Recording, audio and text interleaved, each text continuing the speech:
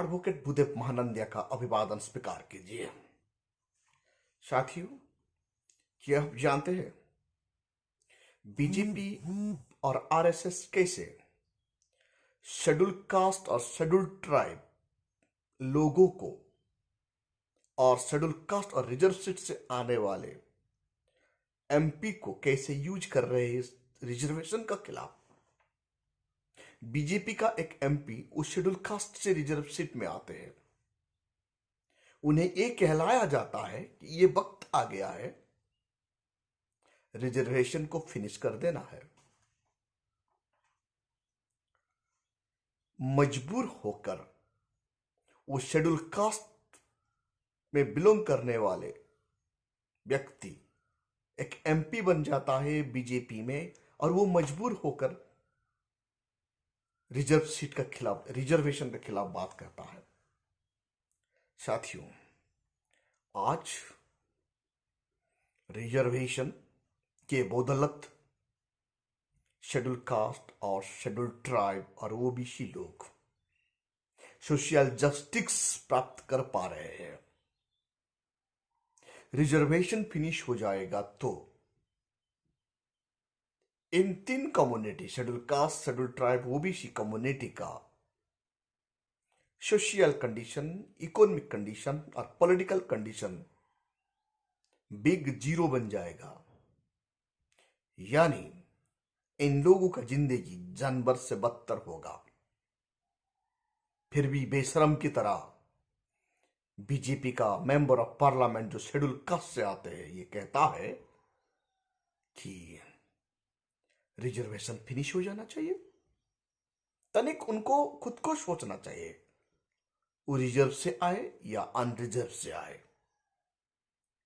BJP कभी भी schedule caste, schedule tribe belong करने वाले लोगों को अनरिजर्व सीट में टिकट ही नहीं देता। आज और भी नया बात कह रहे हैं बीजेपी वाले और आरएसएस वाले। जो शेड्यूल कास्ट और शेड्यूल ट्राइब से बिलोंग करता है, जब वो धर्म परिवर्तन कर देता है तो उनका रिजर्वेशन फिनिश हो जाना चाहिए। साथियों, हमारा भारत का संविधान ऐसे करने से कभी इजाजत नहीं देता। तनिक आर्टिकल 25 और 26 में जाइए, बाबा साहेब उसमें क्या कहते हैं। बाबा साहेब ये लिखते हैं, शेड्यूल कास्ट और शेड्यूल ट्राइब का लोग बौद्ध धर्म परिवर्तन करने से उनका रिजर्वेशन का ऊपर कोई इफेक्ट नहीं होगा, और पार्टिकुलरली शेड्यूल ट्राइब, वो क्रिश्चियन होने से भी उनका रिजर्वेशन का ऊपर कोई प्रभाव नहीं पड़ेगा। फिर भी बीजेपी वाले और आरएसएस कैसे लोगों को डरा रहे हैं। संविधान का दायरे से आगे जाकर किसी झूठे वादा, झूठे शब्द लोगों को सामने परोस रहे हैं। साथियों, आप लोग इतना जानकर रखिए, जो community schedule caste community belong करता है, शेड्यूल कास्ट कम्युनिटी को बुद्ध धर्म एक्सेप्ट करने से और खुद को कन्वर्ट करने से उनका रिजर्वेशन का ऊपर कोई असर पड़ने वाला नहीं है। इसीलिए आप लोग भारत का संविधान का आर्टिकल 25, आर्टिकल 26 बारीकी से पढ़ना होगा, जानना होगा। वहां बाबा साहेब लिखते हैं, और बाबा साहेब अंबेडकर उनका स्पीच 31 वॉल्यूम 17 पार्ट 3 डेट 28 अगस्त 1937 में कहते हैं, do not worship God in Hindu religion. ये पेज 159 में मिलता है। बाबा साहेब कहते हैं, कोई भी schedule caste, schedule tribe, OBC लोग ये हिंदू देवा देवी को पूजा करना छोड़ देना चाहिए, क्योंकि वो हमें जलील जिंदगी जीने के लिए मजबूर करता है, ये रिलीजन। और दूसरी तरफ आर्टिकल 25-26 हमें इजाजत देता है धर्म छोड़ने की और धर्म प्रचार प्रसार करने की। टोटल फ्रीडम देता है। स्पेशली शेड्यूल कास्ट लोग जब बुद्धिस्ट बन जाते हैं तो उनका रिजर्वेशन का ऊपर सरकार कोई रोक लगा नहीं सकता या रिजर्वेशन के खिलाफ जा नहीं सकता। हमारा संविधान हमें इजाजत देता है। लेकिन आरएसएस और बीजेपी उनका पॉलिटिकल ताकत के माध्यम से लोगों को डरा रहे हैं। आज एट्रोसिटी हर जगह पर है। आज हर जगह पर शेड्यूल कास्ट और शेड्यूल ट्राइब लोगों को जलील का जिंदगी आज भी झेलना पड़ रहा है। आप गांव में जाइए, शेड्यूल कास्ट लोगों के लिए अलग स्मशान है। शव जलाने के लिए भी आज अधिकार नहीं है। शेड्यूल कास्ट लोगों के लिए अलग ट्यूबवेल है। सामूहिक वाटर कलेक्शन करने के लिए अधिकार नहीं है। आज एट्रोसिटी पॉलिटिकल पावर में आ गया है, कॉर्पोरेट घराने में आ गया है, यूनिवर्सिटी में आ गया है, पावर सेंटर में एट्रोसिटी बढ़ गया है, एग्जीक्यूटिव में भी एट्रोसिटी हो रहा है। हमारा आईएएस आईपीएस सुरक्षित नहीं है। जुडिशियरी में एट्रोसिटी है। जस्टिस कॉर्नल एक एग्जाम्पल मिल जाते हैं। प्रेस मीडिया में एट्रोसिटी है, इसीलिए प्रेस मीडिया में schedule caste schedule tribe journalist टिक नहीं पाते। Example Meena Katwal ji. Film industry में एट्रोसिटी है, इसीलिए कोई भी शेड्यूल कास्ट या शेड्यूल ट्राइब लोगों को वहां जगह ही नहीं मिलता।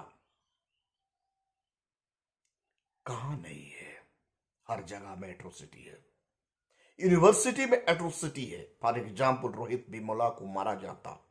फॉर एग्जाम्पल पायल तड़वी को मारा जाता। हिंदू धर्म में कोण कोण में एट्रोसिटी है। इसीलिए बाबा साहेब अंबेडकर उनका speech number 31 volume 17 part 3 dated 28 अगस्त 1937 पेज 159 में ये लिखते हैं, आप लोग हिंदू देवा देवी को पूजा करना बंद कर देना चाहिए, क्योंकि वहां ज्यादा एट्रोसिटी फैलता है। जो धर्म आपको सम्मान नहीं देता वो धर्म को लात मार देना चाहिए। ईवी रामस्वामी पेरियर ये बात कहा करते थे। हमारा मसीहा बाबा साहेब अंबेडकर हमारा लोगों को ये बात बताकर गई है। साथियों आइए, हमारा संविधान को बचाने के लिए पॉलिटिकल मजबूती का साथ पॉलिटिकल ताकत होना चाहिए।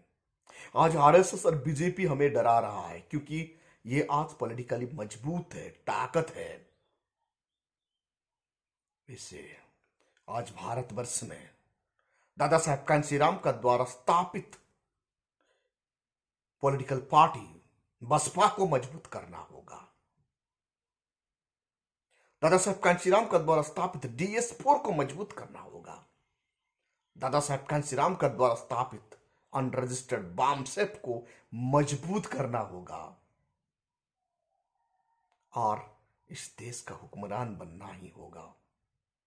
तब जाके आपको धर्म परिवर्तन करने की आजादी जो संविधान का आर्टिकल 25-26 देता है और आपका रिजर्वेशन आर्टिकल 335 में जो भारत संविधान देता है, उन्हें हम बरकरार रख पाएंगे।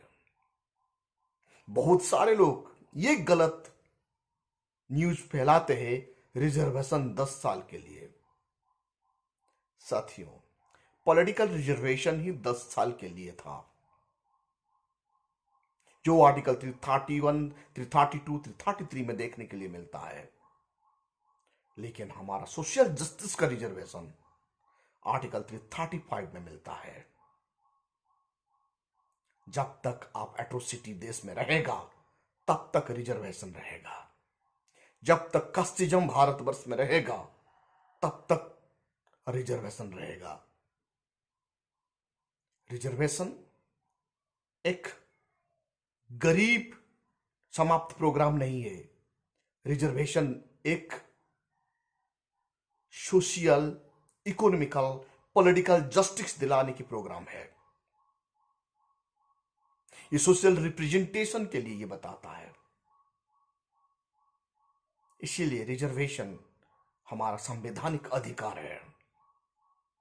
लेकिन आरएसएस और बीजेपी वाले दिन रात कोशिश कर रहे हैं रिजर्वेशन को फिनिश करने के लिए। कभी कभी पंडित कुछ महापंडित आ जाते हैं मीडिया पर और कहने लगते हैं इकोनॉमिक बेसिक्स पर रिजर्वेशन होना चाहिए।